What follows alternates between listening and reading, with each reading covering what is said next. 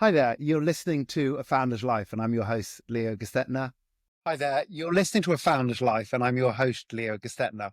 My guests and myself share our entrepreneurial journey and our methods for a balanced life. I'm joined here today by Ray Jansma. Ray, thank you for joining us today. Would you like to introduce yourself? Sure. Thanks very much for having me, Leo. Much appreciated. I am a Southern California native, born and raised here in the greater Long Beach area, I'll call it, and have been here most of my life. In 2003, my job moved me to Southern Nevada, Las Vegas in particular. I lived there about 10 years, and then spent about 7 years bouncing around the country in the oil and gas industry. And then during COVID, came back to Southern California because this was home. So I have four kids between my wife and myself, and we have six grandkids. Three of whom are pretty local, and three of whom live halfway across the country. But we enjoy our family time as much as we can, and we live near the beach, so we enjoy spending time on the beach. And we've got a couple of little Yorkies, and they're a big part of our lives. So, and we enjoy travel. So that's kind of, in a nutshell, my life, if you will. Southern California lifestyle.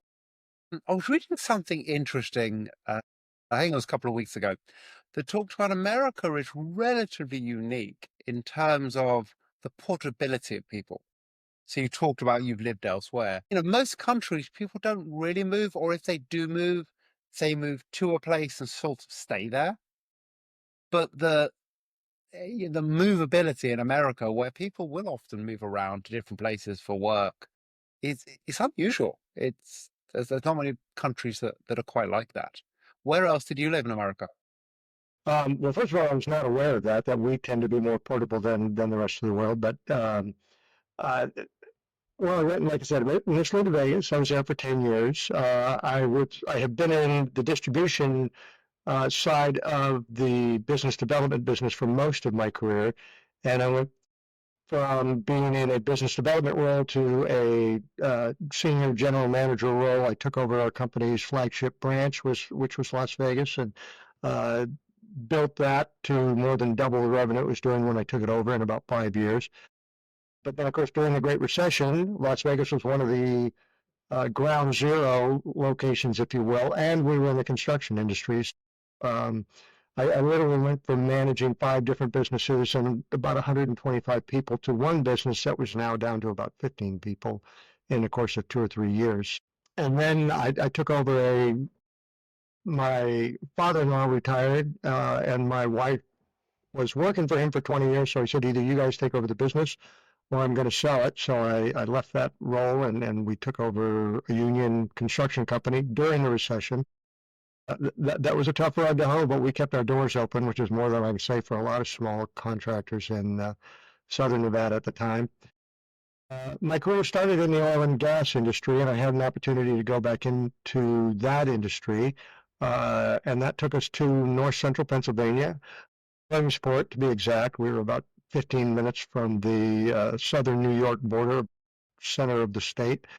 Lived there for about a year. The business reasons the company that moved me there wanted me there, we realized we're not working the way they had planned. We went to Pittsburgh and lived in Pittsburgh for about 2 years. And then as the economy started to change a little bit in the energy industry, I went to San Antonio for the same company, lived there for almost 5 years. And then, of course, during COVID, gas went from, positive $70 a barrel to negative $30 a barrel overnight. And so that gig ended. And, looked at my wife, said, we've got two homes in California, and that's home. So why don't we head back to Southern California? So June 1 of 2020, we found ourselves back here, and I'm guessing that they will carry us out of here in a box. We both love where we're at, and have no intention of leaving anytime soon. And your entrepreneurial journey these days, where you've got your own business, a franchise. Do you want to talk a little bit about that? Sure. I was really not, when I got back here, not in the mood to be looking for yet another corporate role. And as I mentioned, I'd made a lot of money for other companies. Not that I didn't do well on my own, during that time. And we invested in a lot of real estate as a result of some of the roles that allowed us to do. And so I really wasn't in a rush to get back into anything. And then somebody approached me about looking at different opportunities. And so I weighed about four different opportunities and ended up buying into Eric Group, which we recently rebranded from Expense Reduction Analyst. It is a company that's been around well, since 1992, so 23 years. I'm sorry, 33 years. And they have a good brand, they have a good program, and I will admit that starting during COVID was a bit of an uphill battle. And also having been out of the Southern California market for about 17 years meant that I needed to rebuild my network a bit. I jumped in with both feet in terms of getting out there and networking and joining the various networking organizations, Association for Corporate Growth, BNI, Executive Connections, and on and on. Right? And that now 2 or 3 years later is absolutely paying off in terms of the networks that I've developed and the referrals that are coming in as a result of that. And then on the other side, putting the nose to the grindstone, and like with most companies, building your internal network is just as important as your external network. So I've really worked hard to get to know other people who have been not only successful in this role, but who have been doing it for a very long time. And that's one of the great things about the Era Group network is people are so pay it forward thinking, right? It's like I have yet to say, hey, do you have 30 minutes? I'd really like some of your advice because somebody I know has a particular uh, expertise that I could benefit from listening to. And I've yet to anybody say, yeah, I just don't have time for that. Everybody is just ridiculously generous with their time. And when you come into that, then when people ask you later, hey, can you help out? I don't want to say you feel obligated, but you kind of feel privileged that now you're in that role to be able to pass on some of the wisdom that you've gained along the road. So it's been a fun road. Like I said, with COVID, the runway's been a little longer than I anticipated, but we have found our stride, and things are taking off. So very pleased with it. Now, when I moved here, someone said to me that the reason everyone is so friendly, and I was finding people who are direct competitors of me introducing potential sources and things like that. So, I'm competing with them and they're helping me compete with them. And someone said to me, the reason is because this is an entertainment town. And outside of entertainment, so let's call it the finance world loosely, you're the outsiders anyway. So imagine, I don't know the entertainment world. My guess is the entertainment world probably don't help each other out to the same level. But outside of that, we're all the outsiders. Uh, and then talking about sort of the current business. So what do you generally do with for your customers? Okay, so we work in the middle market, and we define the middle market as anywhere from 10 million to 500 million in annual revenue. We are industry agnostic, so we will go wherever it makes sense for us to go. We have kind of three roles within our group, and that is we have business development people like myself. A lot of the business development people will also do project management, but we do have people who that's all they do is project management. Somebody goes out and gets a client, they pick up the phone, they call their project manager and say, hey, I've got a new client, let me introduce you. And then they go off and get the next client and turn that project management over. And then the third role, because we couldn't find anything that was more difficult to remember, is solution delivery specialist. And these are the people generally who have a very strong background in a given role in a given industry, and that could be in finance, in packaging, in logistics, in insurance, benefits, etc. So we have about 50 different categories that we operate in. So it's not uncommon to go in and you kind of, well, we do an evaluation for our clients before they sign anything and say, look, here's where the low-hanging fruit is. Would you like to engage us, or do you want to go off and do this by yourself? And generally, it's pretty daunting, right? Because we identify a pretty broad range of things that most clients would love to get costs under control, but simply don't have the staff or the time or the expertise to do that. So we come in with anywhere from 6 to 10 or 12 experts in the areas that I just mentioned, and they will now take a deep dive on the client's spend in that area. Uh, we get some agreement on what that spend looks like. What are you spending, or how much are you spending, what are you spending it on, and who are you spending it with? And once we get that agreement, then we move on to, depending on the project, obviously, but generally we go out to an RFP or an RFQ. And then as we gather all the results from that process, we will put together anywhere between 2 and 5 options that the client can select from. And whether that means going with all new vendors, shuffling the business between current incumbent vendors, or some variation thereof. And then when the client makes that decision, then we also implement. So we go, if there's a new vendor, we make sure they get hooked up with the appropriate stakeholders inside of our client's organization. And we also obviously work with the stakeholders very closely to make sure that everything is a smooth transition. And then we monitor that for anywhere between 24 and 36 months to make sure that the vendors are living up to the obligations that they've signed up for. And, on average, if we go across the board, all of our clients, all of our categories, we save an average of 15%. So, I mean, if we're looking at a company and we're reviewing $30 million in spend, it's not unusual at all for us to be able to save them, say, $4.5 million in a year, which obviously allows them to fund whatever initiatives that would allow them to fund as time goes. And then and then we share in some of that savings, and that's where our remuneration comes from, is that share. So we don't actually write our first invoice until the client has selected an option. So we can have literally hundreds of hours invested in a client before there's any revenue that comes our way. So we kind of have two value propositions. One is if we don't find any savings, there's no fee, and the other value proposition is that once we find the savings, what that fee is going to look like, and it's going to be a portion of the savings. So you're realizing additional revenue, additional EBITDA. We're getting paid for the work that we did to help create that. And then at the end of the contract period, then realize 100% of those savings. So that's kind of the business model. And I'm one of kind of a small percentage, and that I find myself in all three of those roles. So I'm not sure how large the group is within North America that does all three, but I'm pretty sure it's in the single digits. So. Yeah, well, obviously got some good skills to be able to do all three roles. And talk to us. So you mentioned a bit about family. You mentioned you've got a blended family and a collection of grandkids.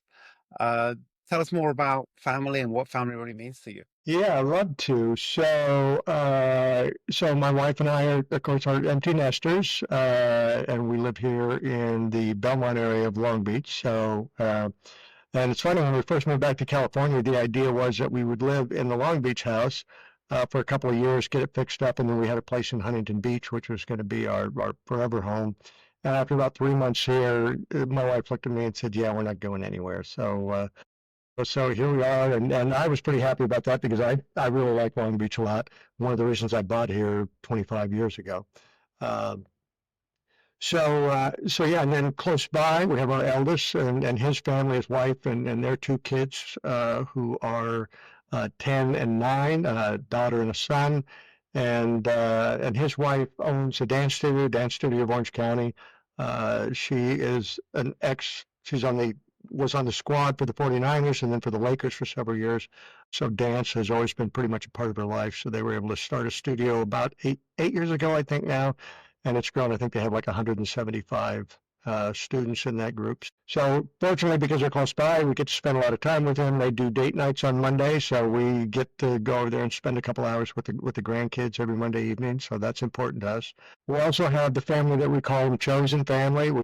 We're bouncing around the country. We got to meet a lot of people, and we have been fortunate to stay in touch with folks from the Northeast and from Texas, and then of course the group of friends that we've developed since we've been back in California. So we consider them family, even though obviously they're not blood related. And then going in order, our daughter is in Omaha, but they have chosen the path less traveled just based on some investments they made and some other things that they're doing. They're able to be very itinerant, so they have a one-ton dually and a 44-foot trailer, and the two of them and their three kids travel around the country. And if they decide they like it in Nashville, they might stay there for 3 months, and then they might find themselves in Texas for 4 months or 4 weeks or whatever it is. And so they're very, very itinerant. And they homeschool. Kids seem to be doing amazingly well, and so yeah. And then our Love two that. youngest. I'm sorry.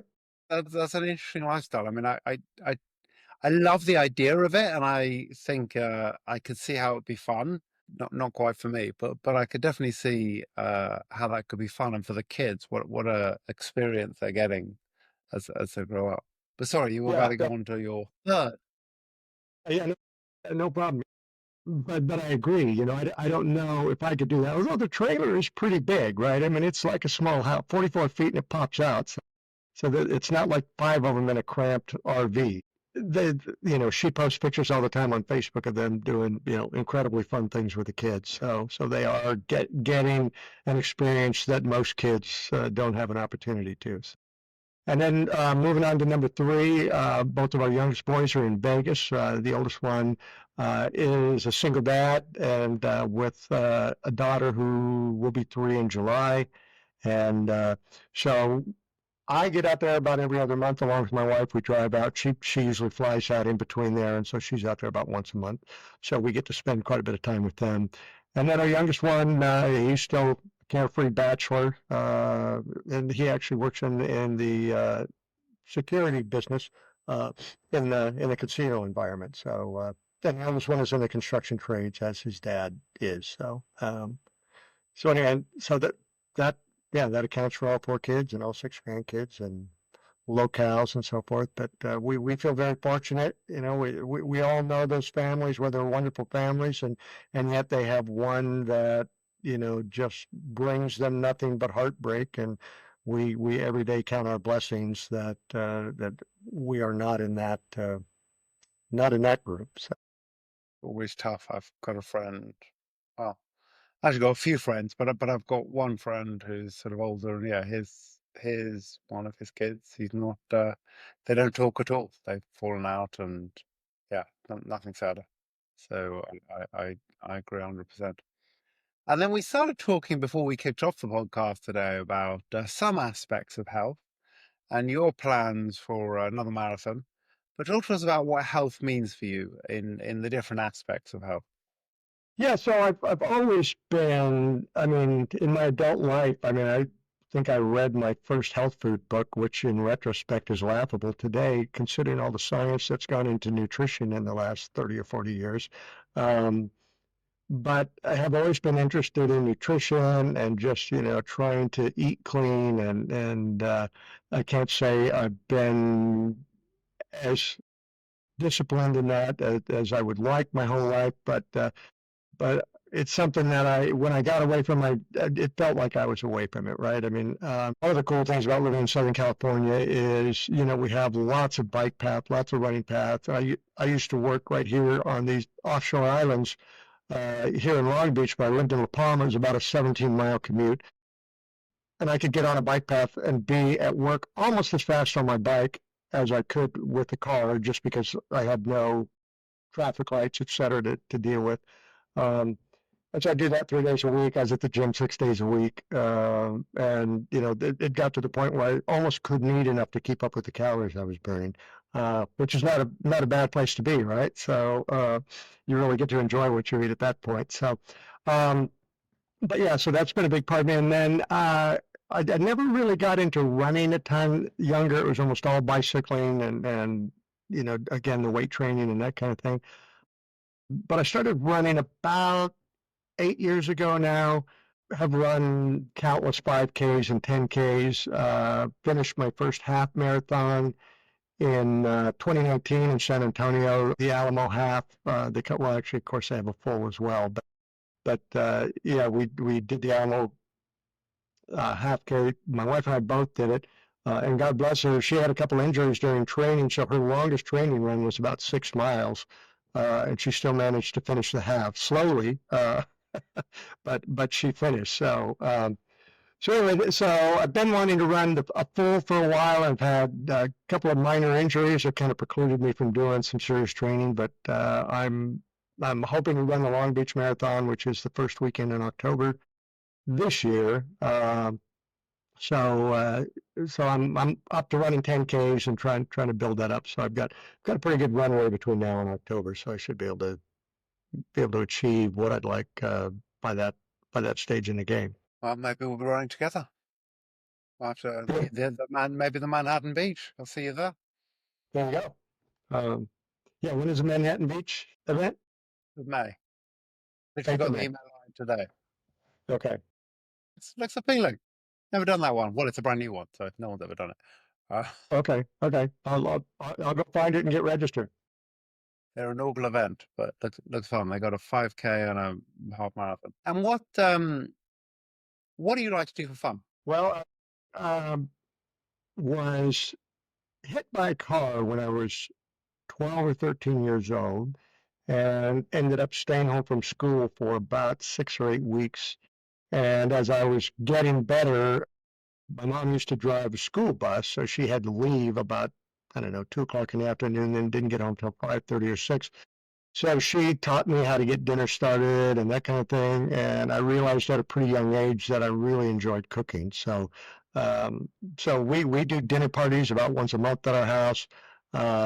So that's something that we do that we enjoy a lot. We like going to theater.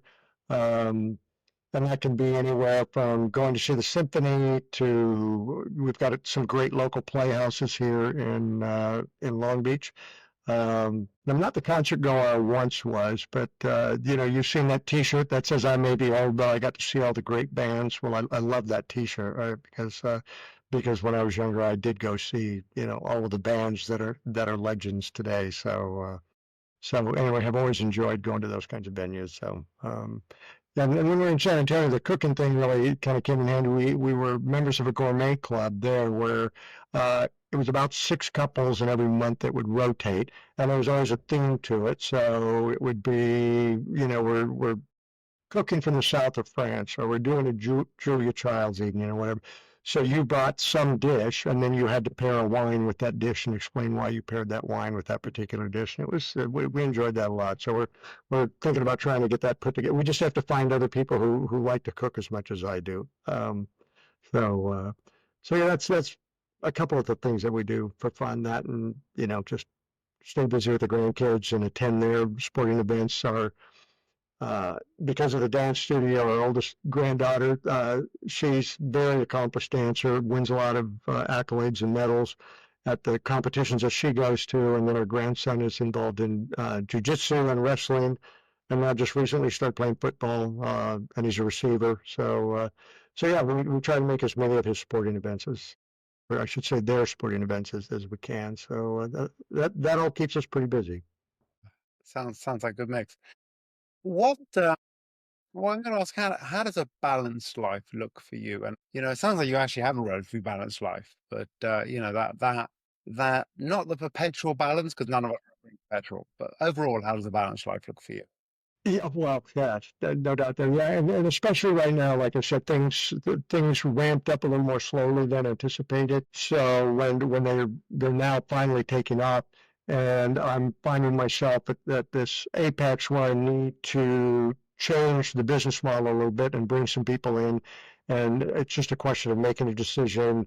Who are those people going to be, and what are their skill levels going to be, that type of thing.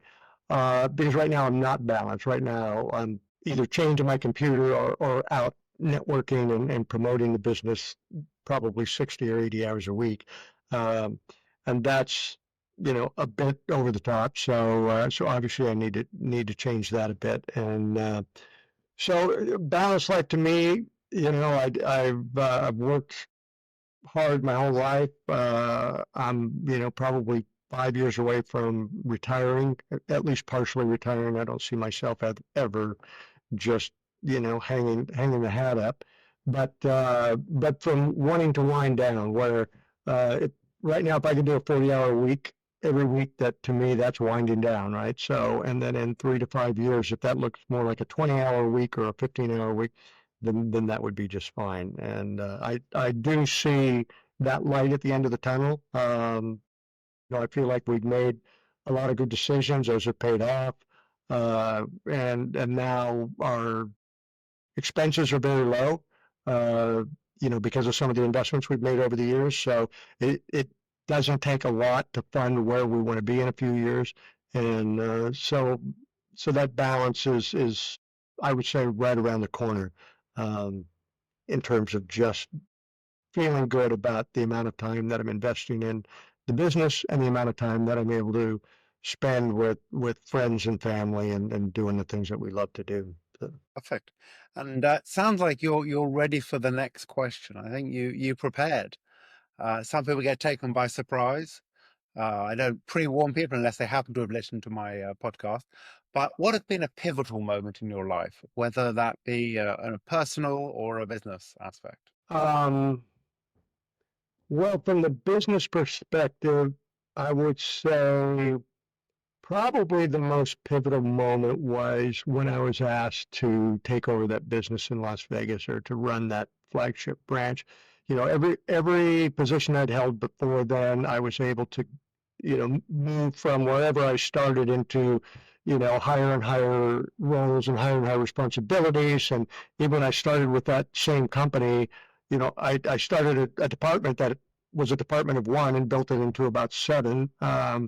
And then when I left, suddenly I went from managing 7 people to managing about 55 people, and an entire operation. Um, so uh, so that really kind of gave me the confidence, especially since I was able to build that fairly quickly, and like I said, more than doubled the business. I mean, I'll just throw the numbers out there. We were doing about $22 million and losing money when I took the branch over, and at the end of the first quarter, we became profitable and stayed that way for about 68 months. And when I left, we were north of $60 million, but we were up to 50 in about 5 years. Um, so I'd say that was pivotal in a number of ways. It really gave me the confidence to know that I can run an operation like this, a multifaceted, larger operation. And then we had other businesses in the area that ultimately I became more of a regional manager as opposed to a general manager. So now I had GMs reporting to me.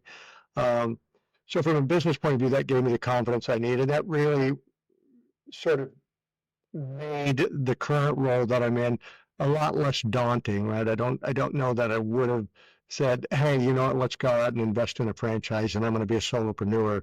Had I not had the opportunity to know that, I'd been tested, and I knew enough of what I was doing that I was able to make it work and be successful. And so if I could do it for somebody else, obviously I felt confident that I could do it for myself as well. So that was very much pivotal from a business perspective. From a personal perspective, I would say it was marrying my current wife. We are we'll be 19 years in October, um, and could not have a more encouraging, easy to get along with, lovely to look at, mate to share my life with. So, uh, yeah, things have just been way better since October of 2006. Actually, since July of '04 when we met. So, um, Lovely. That's great to hear. And how can people find you?